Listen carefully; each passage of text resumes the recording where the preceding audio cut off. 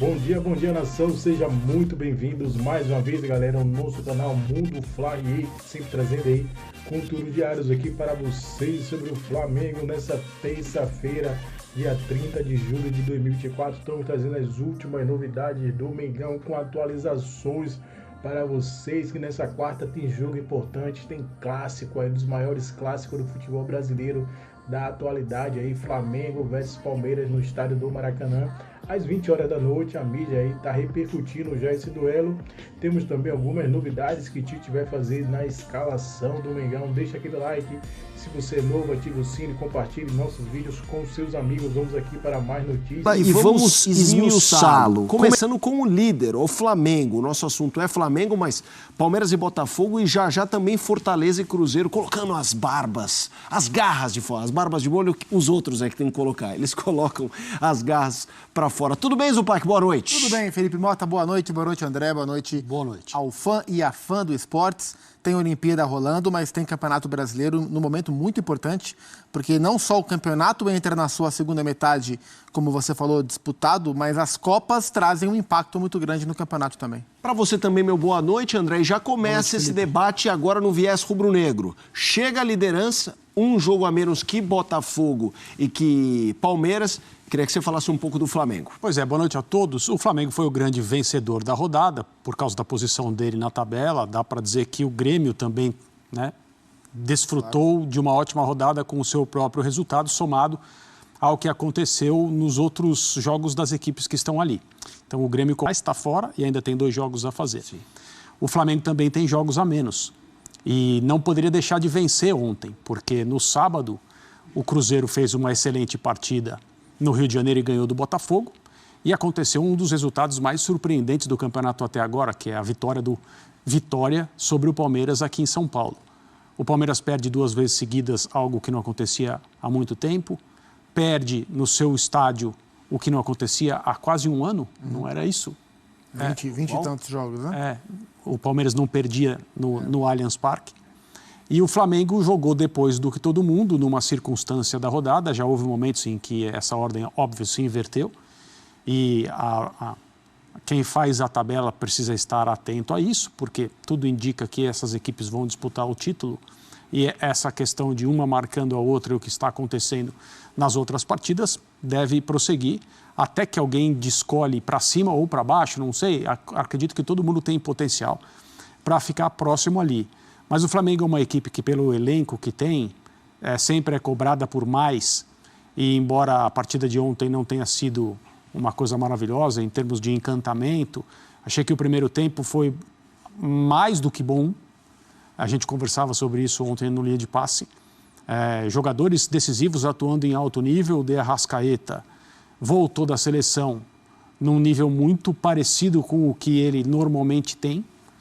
Então, essa questão de estar tanto tempo na seleção, e aí o Gustavo me lembrou, ele não jogou tanto assim, mas também não sofreu com perda de ritmo. Então, ele está num momento que parece muito bom pela segunda rodada seguida. E o Flamengo fez um resultado que precisava, porque a oportunidade que a tabela deu era muito boa para deixar passar.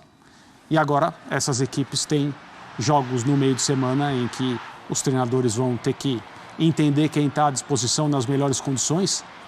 E aquilo que a gente conversava há um tempo atrás, a respeito das escolhas das comissões técnicas, quem vai poupar, quem não vai, que prioridade vai ser distribuída para cada campeonato, eu entendi que o Abel Ferreira tirou o pé do acelerador na escalação do Palmeiras, porque ele imaginou que com o time que foi para campo seria suficiente para o Palmeiras ganhar o jogo. E deveria ter sido mesmo. Sim. Deveria. Não foi, o Palmeiras perdeu, um resultado diferente do que todo mundo esperava. E quem se deu muito bem, porque mereceu, foi o Flamengo. Zupac, ainda sobre o Flamengo, a gente tem aí a tela colocando a tarja, se mostra consistente com o Tite, acho que isso é inegável. Não acho que seja um volume grande de torcedores que gostaria de ver um futebol mais bonito. Nesse jogo ninguém falou nada, mas nos anteriores 5, aqueles gols no fim do Gabigol, a assistência que ele deu para o Carlinhos. Você acha que é algo que vai ser difícil o Tite se livrar, até pelo histórico dele, de times pragmáticos? Porque me parece uma campanha muito boa, absurdamente boa, até pelo equilíbrio. Mas essa coisa do futebol bonito, vistoso, é algo que parece que sempre vai aparecer de quando em quando. E tem um viés da história recente, né? O Flamengo vencedor, ele foi construído nessa era através de um time que tecnicamente sempre foi superior aos demais, com jogadores com potencial para realizar um jogo muito bonito. Mas aí a gente vai para o outro lado da história. Existem os dois lados da história, né? Então, para o Flamengo fazer jogos que encantem o seu torcedor, duas coisas precisam acontecer. O Flamengo estar muito bem e a diferença dele para o rival, para os rivais do campeonato, ela ser abissal. E aí a gente volta para a coletiva do Tite, quando ele fala sobre o campeonato. E a gente volta para um tema que a gente tem falado aqui. Embora o Flamengo seja um time muito forte, a diferença entre ele e os demais, ela não aumenta, ela diminui, porque os times estão melhorando. Né? Então, assim, no histórico, sempre lembrado, ano de 2019, que foi quando, de maneira quase que definitiva, o rubro-negro passou a exigir que o Flamengo vença dando espetáculo, o Flamengo dava espetáculo, porque ele vivia a sua melhor forma. E tinha poucos concorrentes no trabalho avançado. Tinha o Palmeiras no período de transição, tinha o Santos nas mãos do Sampaoli, que era um time que jogava muito bem, mas não era um time que competia com o Flamengo, e tinha muito pouco. Então a gente tinha o Flamengo ali e os demais muito abaixo. Isso produzia um espetáculo, uma diferença gritante, a ponto de parecer que o Flamengo praticava outro esporte. Né? Ou os demais praticavam outro esporte. O Flamengo praticava um futebol, um belíssimo futebol. As coisas mudaram. O futebol brasileiro está melhor. As equipes estão mais niveladas. Então é mais difícil alguém sobressair, como o Flamengo sobressaiu. Mas o torcedor, ele entende pouco isso, porque ele quer ver o Flamengo pela cultura do clube. Isso não foi... Essa exigência pelo futebol bonito não é de agora, ela é do DNA do rubro-negro. Mas ela foi, para essa geração, muito marcada nos últimos 5 anos. Talvez isso não aconteça da maneira que se espera, mas o Flamengo, ele caminha dentro dos padrões do seu treinador. Assim, hoje eu vejo o Flamengo, o campeonato brasileiro do Flamengo é o campeonato brasileiro de um time do Adenor Leonardo Bach. É um campeonato de um time do Tite. E é um campeonato bastante disputado. E o Flamengo venceu a semana, o Flamengo não venceu a rodada. É isso. O Flamengo venceu os 2 jogos da semana, em que o Palmeiras, assim como o Flamengo, enfrentou 2 times lá de baixo, e o Palmeiras não venceu ninguém. Perdeu do Fluminense e perdeu do Vitória. E o Botafogo pegou um jogo duríssimo contra o São Paulo e empatou. Pegou um jogo duríssimo contra o Cruzeiro e perdeu. Então o Flamengo venceu a semana. O campeonato tem alguns divisores de água, algumas grandes armadilhas do campeonato. Sim. A Copa América era uma armadilha do campeonato. O Flamengo passou bem pela Copa América. E a próxima? O agosto maluco é outra armadilha do campeonato. É isso. E o Flamengo chega para o agosto maluco num recorte pequeno melhor que os demais. E em vantagem no campeonato. A ver como que vai se desenrolar. E essa não era uma rodada desequilibrada do ponto de vista de o Flamengo em casa, Palmeiras e Botafogo jogando fora. Não, todo mundo foi mandante, né? Sim. Os 3 principais candidatos ao troféu jogaram em casa. No caso do Flamengo e do Palmeiras, o time de Z4 receberam adversários que estão na zona do rebaixamento. O Botafogo pegou o adversário mais forte e talvez não por acaso teve o pior resultado, né? Porque a derrota por 3-0 foi forte mesmo para o Botafogo. Vocês deram 2 boas deixas, porque o Zupac falou sobre o agosto maluco e o André nesse equilibrar de rodada a rodada. Essa é uma tela que traz o agosto quase inteiro, né? A gente, inclusive, tem jogos no fim de julho, nesse começo de dia. Hoje é 29, certo? Então tem 30 e 31, quarta-feira é 31, por exemplo. Então é Copa do Brasil, Brasileirão, Copa do Brasil, Brasileirão, aí Libertadores, Brasileirão, Libertadores. Eu vou fazendo rodada a rodada. Vamos lá, Copa do Brasil. Flamengo, Botafogo e Palmeiras. Flamengo pega o Palmeiras, portanto, Palmeiras enfrenta o Flamengo, aí a gente tem sempre fora ou em casa. E o Botafogo pega o Bahia, ou seja, compromissos dificílimos. No fim de semana, até pra gente entender se alguém precisar poupar. O Flamengo pega o São Paulo no Morumbis, o Botafogo recebe o Atlético Goianiense e o Inter é o adversário do Palmeiras, os 3 fora de casa.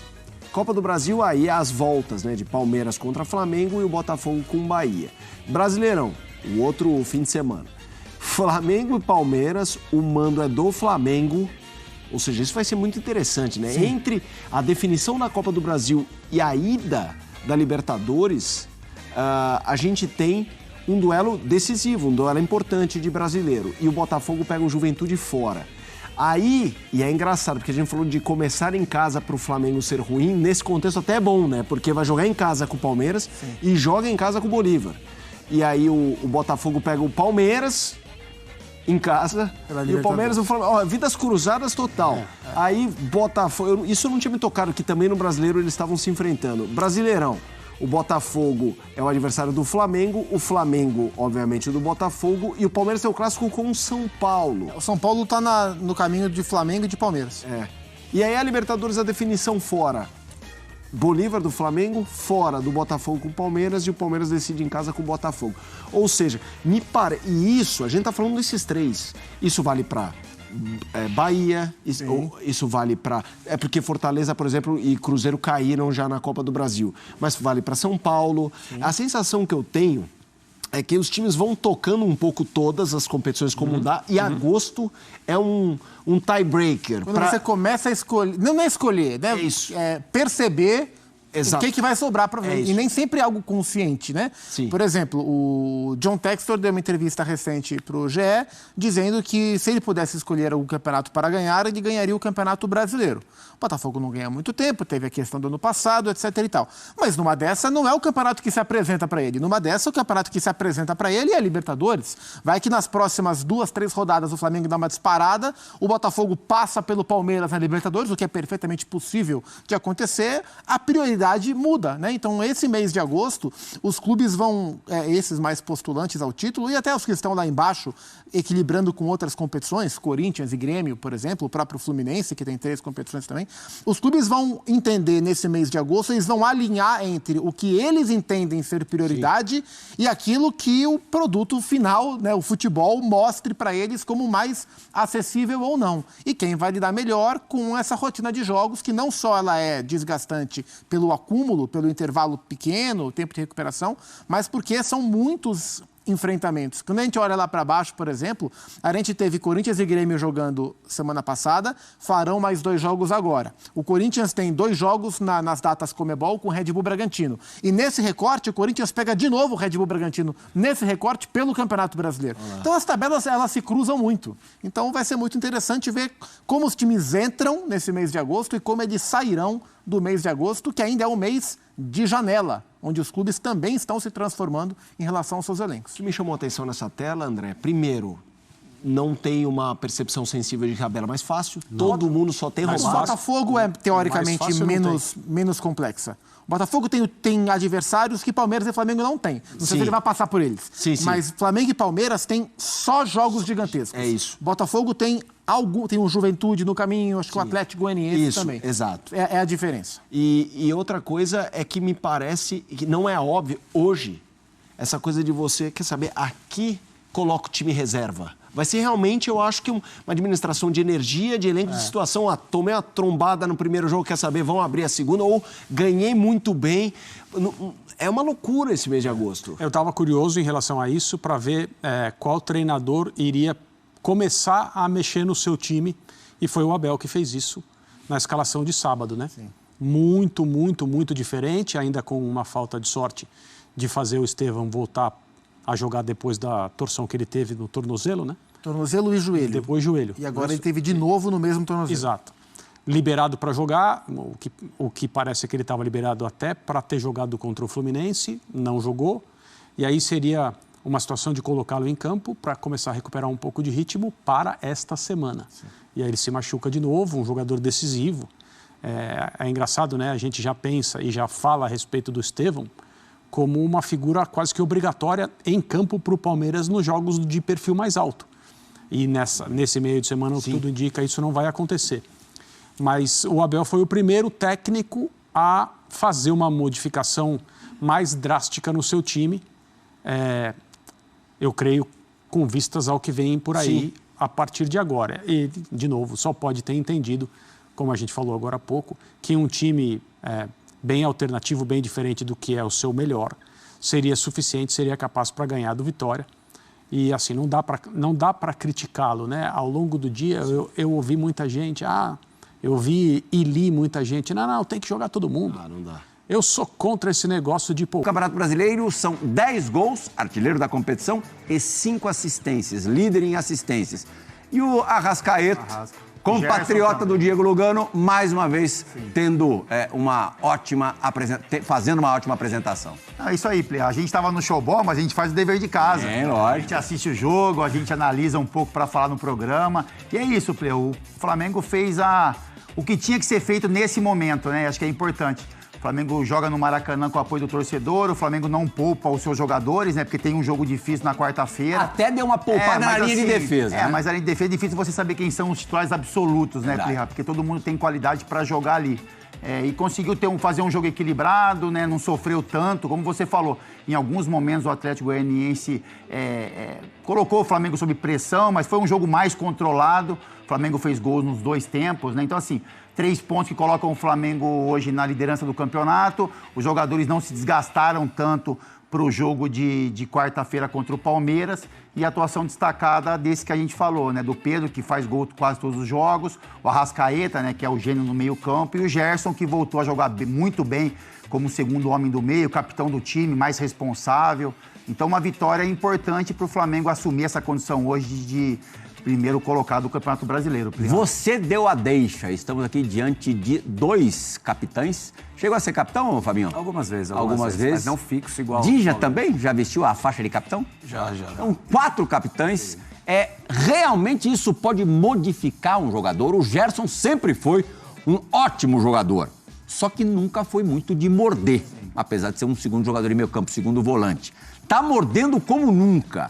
Pode ter relação, Lugano, com a faixa de capitão? Depende muito, né? Isso é sensibilidade do treinador. Já escutei muito, principalmente aqui em Brasil, algo que é diferente à minha cultura, de dar essa responsabilidade a alguns jogadores para que eles, enfim, deem plus que ainda não deram, né?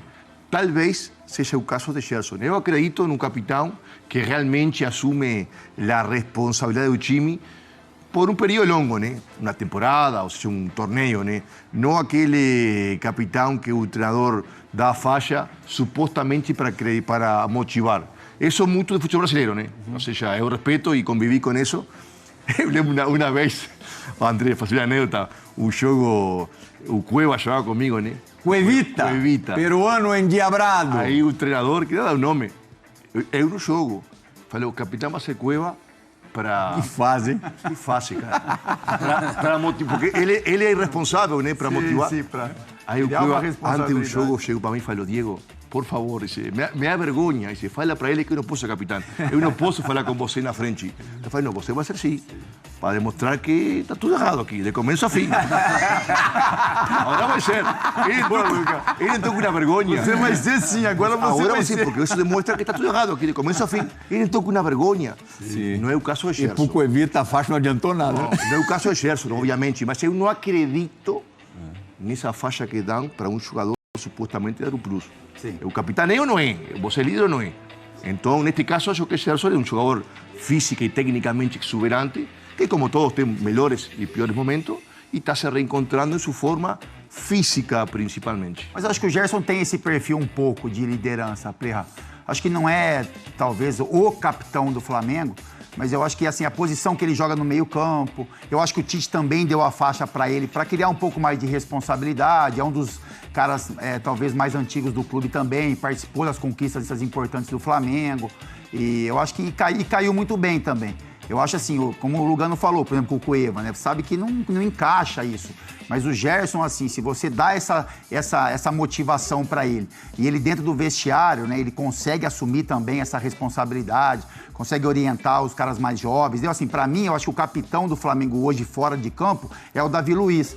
Pelo que eu escuto, que ele fala com os meninos, a gente sempre escuta o Davi, ele corrige. Uma ascendência enorme, principalmente em relação aos garotos. Em relação aos garotos, né, o currículo que o Davi tem, enfim. Mas é um jogador que não atua todos os jogos como titular. O Gerson já tem uma frequência um pouco maior, mas não sei se é por causa da fase de capitão ou não, mas que o Gerson assumiu essa condição de um dos grandes jogadores do Flamengo, né, titular. Sentindo que o dia já quer a bola. Não, diante desse cenário todo que eles falaram, eu acho que o Gerson tem que ser o capitão do Flamengo. Porque se você pegar os jogadores que tem, no caso aí citou o Davi Luiz. O Davi Luiz não é um titular indiscutível. Então, para colocar o Davi aí só quando é titular e no outro jogo ter que escolher outro, eu acho que dentro do perfil dos jogadores não tem. Eu acho que, de repente, é o goleiro ali, tem uma... Mas está chegando agora e normalmente no Brasil está um pouco...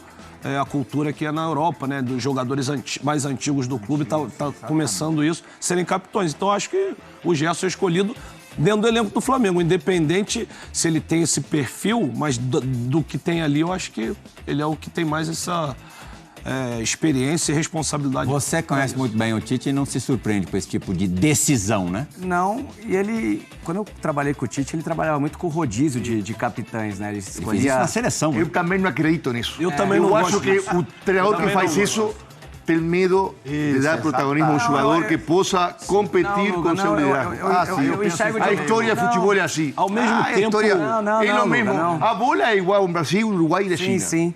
Mas eu acho interessante, mas eu acho que é mais nisso mesmo, de você não... Quando não tem, de repente, um perfil fixo de um cara desse que abraça essa causa, você dá responsabilidade para mais pessoas, sabe? Para segurar um ambiente, de repente, mais pesado ou não, segurar outros jogadores para que não fique uma responsabilidade tão grande em um ou outro. Eu sempre fui, na verdade, eu sempre fui capitão e nunca fui o capitão fixo. Eu sempre fiz os bastidores todo o tempo, né? Mas eu vejo com bons olhos, sim, esse rodízio, porque dá responsabilidade, valoriza alguns jogadores, né? E agora, nesse momento, ele fixou o Gerson como capitão, né? Eu acho que ele deu uma resposta positiva. Esse é o perigo, não, né? Assim, eu falei que valoriza, mas quem não tem que valorizar, às vezes. Não, eu acho que tem que ter o Por isso que você líder tem um rodízio de 3-4. Tem o caso do Cuevita, não? Então, mas tem uma história dessa que a gente perde um jogo e o Sheik, ele dá a faixa pro Sheik, pô. O Sheik nunca entrava nesse rodízio. A faixa pro Sheik é que nem ele deu a faixa pro Sheik e a gente perde o jogo. Eu falo, a gente perdeu o jogo nisso, quando você deu a faixa pro Sheik. Falei isso pro Tite. Porque era um cara que tinha a responsabilidade dele, entregava tecnicamente, taticamente, mas não era um capitão exato, que é de postura, de exemplo, tudo aquilo que a gente sabe que o capitão tem que exercer, né? Mas eu acho que esse rodízio que em 3-4, naquele momento, principalmente, eu acho que o que é a natureza, Fábio Luciano? Quando o Corinthians enfrentou o Flamengo no Maracanã, no aquecimento, a torcida do Flamengo vaiou duas figuras, o Tite e o Gerson, que naquele momento não estava com moral com a torcida. Ao contrário. Isso. Mas é porque tinha um motivo, né, Plea? Ele não era o Gerson que é de hoje, né? O Gerson que é porque o futebol que o Gerson apresentava naquele momento era um futebol que você cria algumas dúvidas, principalmente nesse lado de intensidade, né? Parecia que não estava interessado como ele está hoje, por exemplo. Então é isso. Com relação ao Tite, isso vai acontecer. Pode ser que aconteça no campeonato outras vezes.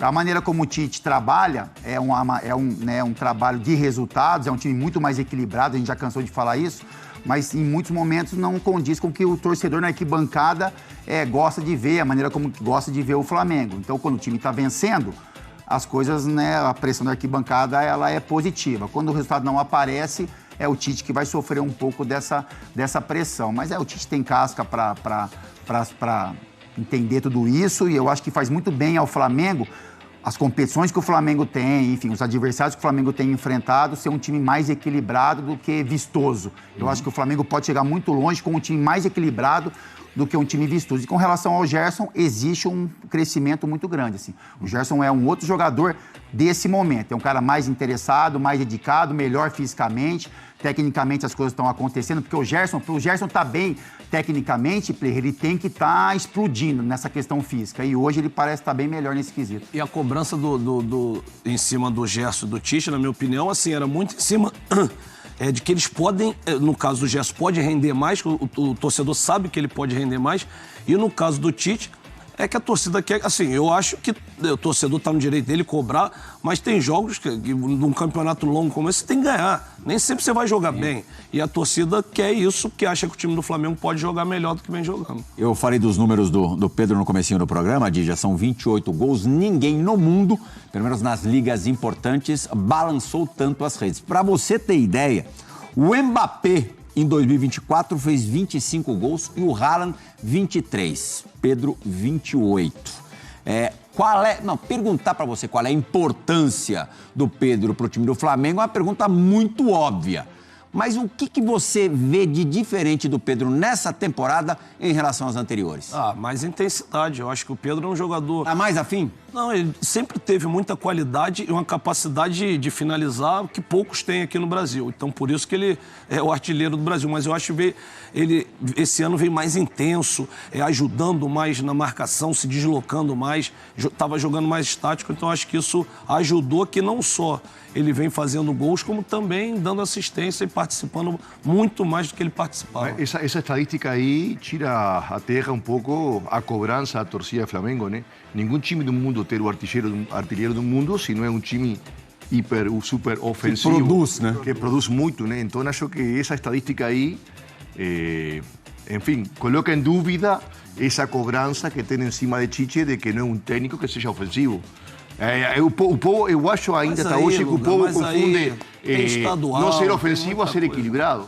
E com o Gabigol no retrovisor, né? Que é ídolo da torcida, que, querendo ou não, bota uma pressão ainda maior nele. Começando a dar sinais de recuperação, né? Não, mas isso bota uma pressão, querendo ou não, no Pedro, né? Tem que fazer gol a todo momento, porque ele sabe que a primeira brecha que ele der, o torcedor até pegou no pé dele há um tempo atrás por causa do Gabriel Barbosa. Que é. O Flamengo hoje, só para fazer uma observação, o Flamengo de hoje, ele, assim, eu entendo a colocação do Lucas, mas ele produz menos do que antes. Só que tem mais qualidade, né? O Flamengo, por exemplo, o Flamengo não tem 30 chances de gol. O Flamengo hoje tem 10, 12 chances, mas tem mais qualidade ali, sabe? É lógico, pela qualidade dos jogadores, Arrascaeta, De La Cruz, o Gerson quando chega, Cebolinha, Luiz Araújo, enfim. E a qualidade do Pedro também, porque a gente sabe que o Pedro, ele precisa de 2 chances para fazer um gol. Então ele não precisa de 10 chances para colocar uma para dentro ou 2, né? O Pedro, ele tem esse aproveitamento muito alto. Então eu acho que houve uma melhora, diminuiu-se um pouco esse poder de criação do Flamengo, não são tantas chances, mas o Flamengo tem a qualidade do meio para frente. E sofre menos. E sofre menos atrás, exatamente. O Lugano é contra rodízio de capitães. E rodízio, eu também sou. E rodízio de goleiros, Fábio Luciano? Nossa. Porque o Flamengo tem um goleiro da Copa do Brasil, não das Copas, da Copa do Brasil, que é o Matheus Cunha, que até para ganhar ritmo jogou contra o Atlético Goianiense. Eu sou a favor. Você é a favor? Isso no Corinthians, né? Mas com o Cássio, né? Mas era uma situação de composição. Inclusive o Corinthians perdeu o Cássio por não ter essa sensibilidade. Perdeu o melhor goleiro do Brasil por não ter essa sensibilidade. Acho que estou de acordo. Vamos falar do Cássio no programa de hoje não também. Tem essa cultura, mas se em toda parte do mundo se faz. Por que não? Às vezes a gente assimila o pior, porque também assimilamos coisa boa, né? Dar rodagem a segundo goleiro, enfim, dar mais confiança ao elenco. Só a favor, dependendo quem é o segundo goleiro. Eu também estou nessa. No caso do Flamengo, você é a favor ou contra, então? Flamengo é a favor porque o Matheus Cunha saiu do time porque o Rossi foi contratado. Quando era Carlos Miguel e Cássio, não era a favor? Quando era Carlos Miguel e Cássio. Sim, 2 goleiros de alto nível, ok. Mas quando a diferença é muito grande, São Paulo, na época de Rogério e Roger. Mas o Roger acho que nem queria jogar. Mas se tivesse o E o Rogério queria muito. Isso também. Se tivesse o Tafarel no banco do Rogério, não ia jogar. Não, meu irmão, ele não queria mesmo. Eu não sou muito a favor, não. Você não é, Capita? Assim, eu não sei se... Não é nem falta de respeito ao Matheus Cunha, não é nem isso, porque ele tem muita qualidade. Mas assim, olhando para esse confronto, né? Flamengo e Palmeiras. O Rossi, ele é titular do Flamengo. O Rossi, hoje, ele é melhor do que o Matheus Cunha. O goleiro, ele não sente tanta parte física, a questão física, como um cara de linha.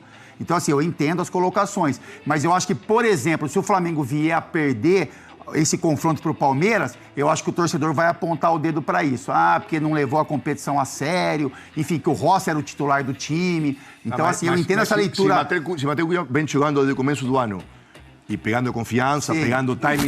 Mas eu te pergunto, muda, mas ele não... Sem querer te sacanear, te colocar numa situação difícil. Como tantas vezes. Até se o Rossi, ele vai pegar uma vez mais. Se o Rossi é melhor, o que é mais importante? Você ter a segurança máxima num mata-mata onde um erro é fatal? Não, e a ou você dá ritmo pro goleiro reserva? Não, a ver, este jogo, vai ser o clássico do futebol brasileiro dos últimos 5 anos. Um jogo grande, né? Obviamente que não falo especificamente deste jogo. Faço em geral... Para esse jogo, talvez fosse melhor. Não falo do planejamento de um ano, de um clube, né? Sim. De uma instituição. Você tem que dar rodagem para um goleiro, porque amanhã você precisa dele, e um goleiro que tuvo um ano sem jogar, não pode ter uma confiança. Isso, teoricamente, já deveria estar no planejamento dele. Lógico, eu falo de planejamento. Obviamente, até para o goleiro reserva, hacer sombra también los titulares y pegar arco, pegar timing. O sea, es normal, fazem todos os times do mundo. Vocês lembram como o Matheus Cunha saiu, deu lugar a Rossi? Finais da Copa do Brasil, ele joga a primeira partida contra o São Paulo no Maracanã e não joga a finalíssima no Morumbi. Não, porque ele é bom goleiro, Play. Assim, não é essa questão. São Eu acho que Paulo a gente tem que tomar cuidado com isso. Ele é bom goleiro, ele pode fazer jogos importantes contra o Palmeiras. Eu só falo a questão, se o Rossi é titular hoje... Ontem mesmo ele fez boas defesas. Ele fez boas defesas. Só acho que é um jogo muito grande, existe uma rivalidade muito grande criada entre Flamengo e Palmeiras. Hoje o Rossi ele é titular absoluto do Flamengo, ele é o titular, ele é o camisa 1 do clube. E eu acho que nesse momento, para esse confronto... Eu acho que optaria pelo Rossi. A maior rivalidade... Para este confronto, como está a situação, eu também acho que é Rossi titular. Eu falo de planejamento de um time no ano. Sim, entendo. Com certeza, o goleiro já chegaria a este jogo com mais confiança. Com mais confiança. E se é certo ou não, foi importante ele ter jogado ontem, né? Pelo menos já, né? Para chegar já com um jogo, num jogo importante desse. Como disse o Lugano e o Fábio Luciano, a maior rivalidade trata-se hoje da maior rivalidade nacional que temos. Decisões importantes, inclusive de Copa Libertadores aí nos últimos tempos. E será tema sexta-feira do nosso resenha, né, Dija? Com um rubro-negro de 4 costados, o Léo Jaime e um músico representando o Palmeiras, o Simoninha. Será o resenha dessa semana, tratando justamente dessa rivalidade. 2 dias antes, na quarta-feira, esse jogaço no Maracanã. Primeiro jogo no Maracanã. No Campeonato Brasileiro, o Flamengo tem 4 pontos a mais que o Palmeiras, com um jogo a menos. Quer dizer, uma diferença que já pode chegar a 7 pontos. Essa é a diferença hoje entre os dois, Dija? Não, de jogo não. De jogo eu acho que é um jogo completamente aberto. Acho que tanto o Flamengo pode ganhar em São Paulo, o Palmeiras pode ganhar no Rio. Acho que, lógico, eu acredito que esses dois jogando em casa pode ter um certo favoritismo pelo estar jogando com apoio torcedor, mas para mim é um jogo muito equilibrado, sem favorito. Não me arriscaria a apontar ninguém como favorito. Momento não entra na conta aí, não é levado em consideração? Não, para mim... Porque o Palmeiras, tão consistente, Diego Lugano, nos últimos 4 jogos, dos últimos 4, perdeu 3, o último em casa pro Vitória, um time que está ali sempre flertando com o Z4. Sim, é um momento, acho, de maior debilidade no ano do Palmeiras, né? Talvez que eu tenha visto os últimos anos, né? No ano passado, aquela fase de eliminação do Boca Juniors. Mas também jogador contundido, né? Jogador que está botando de seleção. Mas a crítica agora é que o Abel poupou demais da conta contra o Vitória. Também, mas é o mesmo, né? Tem jogadores que vêm botando de seleção. Enfim, acho que o Palmeiras sigue sendo um time a temer porque tem uma estrutura tática muito sólida. Os jogadores sabem muito bem a lo que jogam sempre. Este tipo de jogos grande, quanto mais você esteja adaptado e se sinta confiante dentro do seu sistema tático, mais problemas você tem de vencer. Pois o Palmeiras, normalmente em jogo grande, vence mesmo às vezes não jogando bem, ou mesmo às vezes sendo superado, né? Porém, eu acho que hoje o Flamengo, evidentemente, tem mais individualidades, né? E jogadores mais capacitados para fazer a diferença. Coletivamente, ainda Palmeiras é superior. O Lugano falou, Fabinho, tem jogador voltando de Copa América e tal, é o Richard Rios, que tomou algumas indiretas do Abel na coletiva. Sábado, depois do jogo, lógico, o Abel estava louco da vida com a falta de produção do time, e o Richard Rios pode ter sido aí, pode pagar essa conta, pelo menos que foi o melhor volante da Copa América, né? Sim, jogou pra caramba. Mas ele tem opções também, né? O treinador, ele tá no dia a dia, ele sabe que ele pode cobrar, que ele pode dar uma bronquinha a mais ou não, né? E ele conhece muito bem o Richard Rios, que fez com que o futebol dele evoluísse demais nessa chegada do Palmeiras. Ele foi muito bem na Copa América. Se for começar jogando ou não também, ele tem outras opções no meio-campo. Ele poupou realmente alguns jogadores, mas mesmo assim o time do Palmeiras ainda continua sendo muito forte. E eu concordo com o Luga, numa Copa dessa assim, não tem favoritismo, é uma equipe acostumada a chegar em decisões e tem tudo para ser um confronto, O Abel poupou o time, lembra 10 dias antes da final Libertadores contra Flamengo, o jogo contra São Paulo, que São Paulo estava perigando, e São Paulo venceu, e a torcida criticou muito ele naquele momento por dar essa chance a São Paulo, né? Foi Palmeiras. Dia 29 de julho de 2024.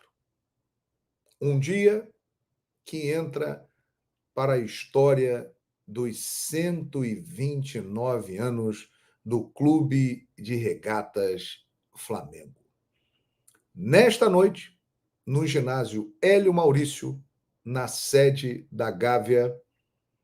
Os conselheiros, com uma presença maciça, votaram por maioria esmagadora a aprovação da participação do Flamengo no leilão deste terreno aqui, o terreno do gasômetro, na região portuária do Rio de Janeiro, zona central da cidade do Rio de Janeiro. Foi aprovado pelo Conselho do Clube, 639 votos a favor e 37 contra a aprovação da participação do Flamengo no leilão, que irá acontecer na próxima quarta-feira, dia 31 de julho, 14h, no Centro de Convenções Sul-América, ao lado do prédio da Prefeitura, também ali na região central do Rio de Janeiro, e a poucos quilômetros deste terreno aqui. Ali irá acontecer o leilão, que é mais ou menos aqui, mais ou menos por aqui, ó. Aqui, deixa eu ver aqui, por aqui, ó. Por aqui, para cá, aqui, ó. Aqui. Por aqui vai acontecer o leilão ali na Cidade Nova, e hoje é um dia histórico para o Flamengo. Porque, efetivamente, né, esse é o primeiro passo prático para o Flamengo adquirir o terreno.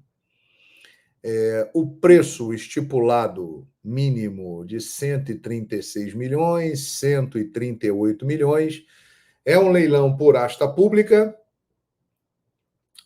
Pode aparecer um concorrente? Pode. Mas tudo está encaminhado e endereçado para que o Flamengo adquira o terreno e construa o seu estádio. É de interesse da Prefeitura do Rio de Janeiro que aconteça a obra aqui, nesta região, exatamente para haver uma valorização de tudo isso aqui, ó, que nós estamos vendo. Aqui, ó, a zona portuária, né, do Rio de Janeiro, aqui é a rodoviária Novo Rio, aqui tem o terminal Gentileza, né, que já foi inaugurado, aí tem o porto para cá e outras coisas mais, Praça Mauá, Aeroporto Santos Dumont, aquela coisa toda, região central do Rio de Janeiro. Desde Copa 2014 e Olimpíadas do Rio 2016, tenta-se modernizar, reurbanizar essa área, vitalizar, conseguiram em parte, mas não como se imaginava. E o estádio do Flamengo aí é o impulso necessário para que essa área se torne uma região importante, nobre, bem frequentada, movimentada da cidade do Rio de Janeiro. E hoje foi efetivamente, por parte do Flamengo, o primeiro passo para que isso aconteça. Porque o Flamengo precisa comprar este terreno. Este terreno foi desapropriado pela Prefeitura, ele pertencia a um fundo imobiliário gerido pela Caixa Econômica Federal, o Fundo Porto Maravilha.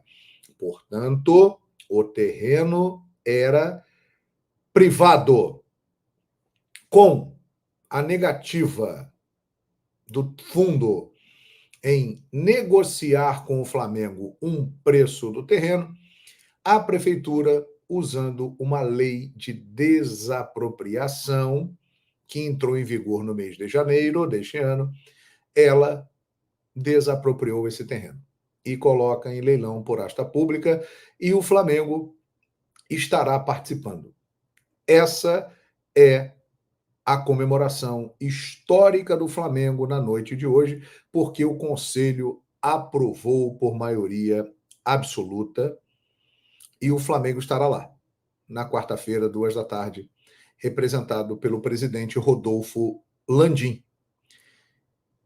E ele disse no podcast Fala João que tem o dinheiro para pagar à vista o terreno do Flamengo. O clube tinha a ideia de pagar algo em torno de 250 milhões de reais pelo terreno. As informações é que essa é uma avaliação colocada para cima, mas a Caixa, através da gestão do fundo, abriu o olho e queria algo em torno de 400 milhões. Não houve um acordo, não houve resposta sobre uma contraproposta, e aí entrou a Prefeitura do Rio, que tem interesse, como eu já disse, na construção do empreendimento aí. E neste leilão, na ata do leilão, consta que quem comprar terá obrigações. Construir um estádio com grande capacidade, um estádio para 80 mil pessoas, mas já se sabe que o Flamengo quer construir aí um estádio para 81 mil pessoas. Terá que construir também estacionamentos, toda uma estrutura em volta, local de eventos. Não é apenas comprar o terreno. Quem comprar terá a obrigação de, além de erguer um estádio, fazer toda uma estrutura em volta para que o projeto se torne viável. Até aqui, pelo que se sabe, o Flamengo é o único que tem interesse em adquirir esse terreno, porque, vamos supor, muito difícil, mas vamos supor, tem tanta gente torcendo contra que está ameaçado aparecer alguém, né, que não pode ter estádio Flamengo. Flamengo ter estádio é um absurdo. Então vai aparecer um bilionário anti e vai comprar o terreno. Se ele comprar o terreno, ele terá que construir tudo isso que eu falei. Na ata consta: quem comprar aqui vai ter que fazer um estádio para 80 mil pessoas, vai ter que construir centros de convenções, vai ter que ter estacionamento, lojas, toda uma infraestrutura para receber o público. O Flamengo idealizou esse projeto, o prefeito Eduardo Paes entendeu que era importante, e quarta-feira, esse sim será o grande dia histórico. O de hoje foi muito histórico, porque o Conselho aprovou a participação do clube. Sem o Conselho aprovar, o clube não poderia fazer nada. Então está liberado. O Flamengo vai lá, vai fazer uma oferta e, caso o valor seja aceito, adquirirá este terreno do gasômetro. E, a partir daí, começarão várias etapas. Licenças, descontaminação, despoluição do terreno, autorizações necessárias para a obra, início da obra, né? E hoje, na reunião do Conselho, estabeleceu-se uma data como um sonho: 15 de novembro de 2029. Essa é a data sonhada pelo Flamengo para inaugurar o estádio. Dia 15 de novembro, aniversário do clube. Supondo que as obras comecem em 2025, 4 anos para a construção do estádio, que deve ter a capacidade de 81 mil pessoas nesta região central portuária do Rio de Janeiro. A Bet, Flamengo recebe proposta aí de empresa de aposta que renderá no mínimo 82 milhões de reais. E assim o Flamengo chegará a 470 milhões de reais de patrocínio anual. A iniciativa que pode aumentar ainda mais o ganho do clube. Se trata de um licenciamento e não de um contrato de um novo patrocínio. Então, o departamento de marketing do Flamengo apresentou ao Conselho Deliberativo a proposta para obter uma nova receita. Trata-se de uma criação de empresa de apostas chamada Flabet. Então, o Flamengo terá um contrato de patrocínio até 2027. Embora tenha um nome associado com o Flamengo, reunirá jogos de várias equipes de diferentes esportes. Além disso, o faturamento previsto será de 82 milhões de reais no mínimo. Então, esse contrato seria até 2027. O Flamengo aí ganhando muita grana. Tanto que saiu essa matéria aqui da Bola VIP. O Flamengo virou o Real Madrid de Florentino Pérez no Brasil e prepara super acordo. Essa matéria saiu aqui pela Bola VIP falando justamente sobre isso, esse acordo milionário que o Flamengo pode ter aí de 82 milhões de reais anuais para o cofre do Mengão, que poderia ir até aí 2027, final de 2027. Outra notícia que nós temos de dar também falando aqui que o Flamengo tem data marcada aí para fechar a contratação de Claudinho e Michael. A diretoria do Flamengo corre em busca de novos reforços, vê aí o mercado da bola. Então, nesse momento, o Flamengo está focado ainda em acertar aí com o Zenit da Rússia para trazer aí o meio atacante de 27 anos, Claudinho. E outra também chegada que o Mengão está de olho também e está agitando no mercado da bola. Se trata aí também do meio campista, meio atacante, né? Michael, até o fim dessa semana. A ideia seria poder contar com a dupla o mais rápido possível nas competições de mata-mata. Então o Mengão aí tem que correr atrás aí desse reforço. Essa semana o Flamengo deve chegar a um acordo aí com o Zenit, se vai concluir ou não o pagamento de 108 milhões de reais. E Michael também, né? Já tem a liberação da equipe dele da Arábia Saudita, já tá tudo certo. Chegaria aí para ver qual seria o salário, né? A base salarial de Michael, meio atacante, um jogador novo também. Teve uma boa passagem no Flamengo, né? Fez história, conseguiu alguns títulos, principalmente na época ali com o Renato Gaúcho. Ele conseguiu desempenhar muito bem ali o seu futebol. Então o Flamengo tem que concluir o mais rápido possível esse reforço, né? Que assim vai ajudar o time vai se encaixar e reforçará o elenco de Tite.